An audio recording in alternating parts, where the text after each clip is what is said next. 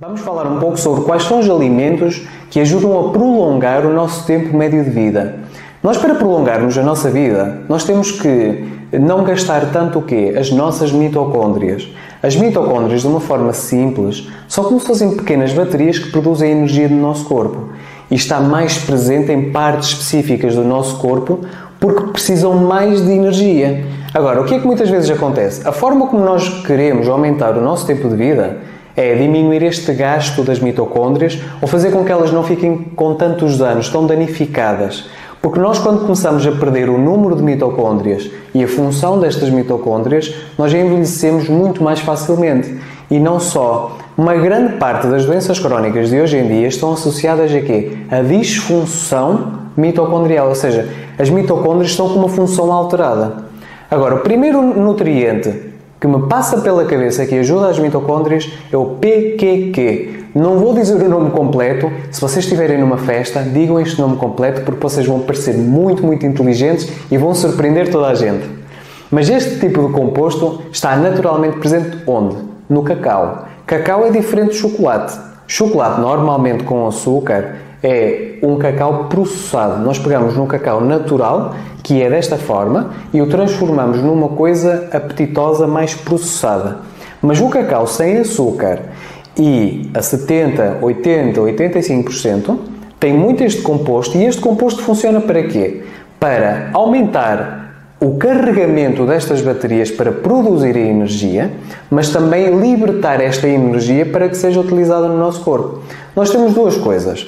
Normalmente as pessoas, quando estão inflamadas, têm um tipo de situação de saúde, mas também existe aquele tipo de situação que é degeneração, que é quando o órgão perde função e potencialmente pode haver o risco, por exemplo, de cancro. Essa degeneração acontece por falta de energia, e energia que é produzida pelas nossas mitocôndrias.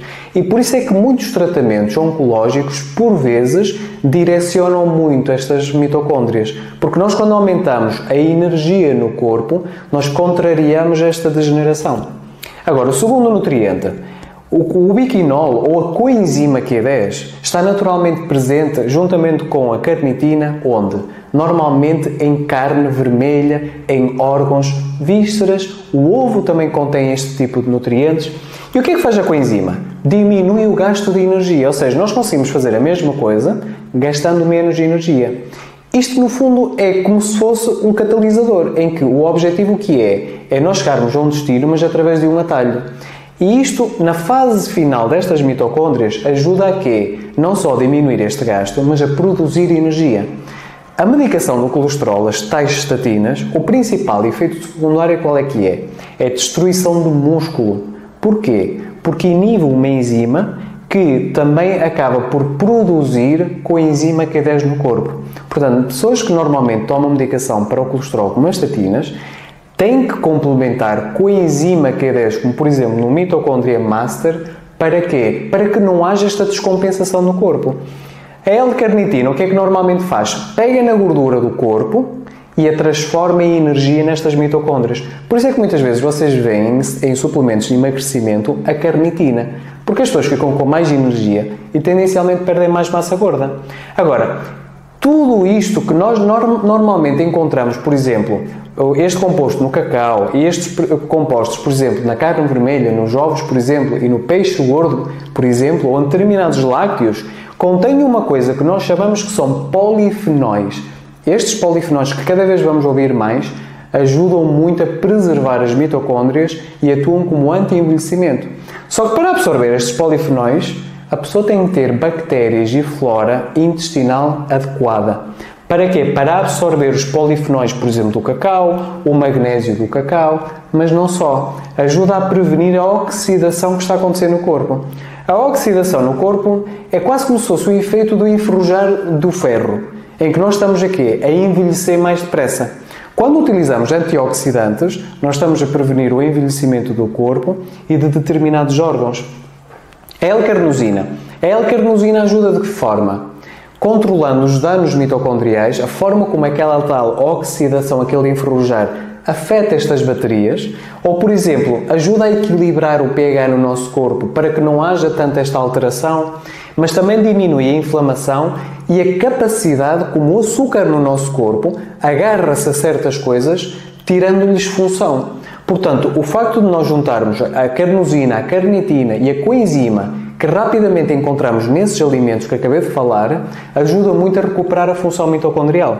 A ficocianina, que está naturalmente presente na espirulina, ajuda a proteger a parte genética destas baterias. Estas baterias têm material genético, têm genes. Imaginem a importância que estas estruturas têm no nosso corpo.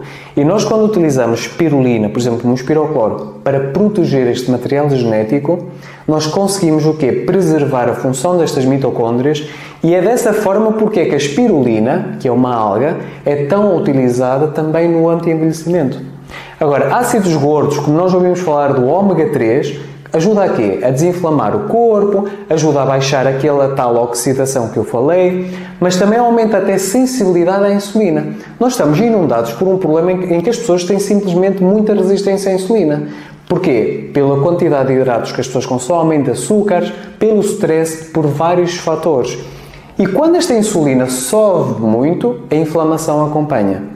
E tudo aquilo que nos ajuda a baixar a inflamação e a diminuir esta insulina em excesso, ajuda a preservar a função mitocondrial. Portanto, aqui tem 6 nutrientes que vocês conseguem encontrar em alimentos para prolongar o nosso tempo médio de vida.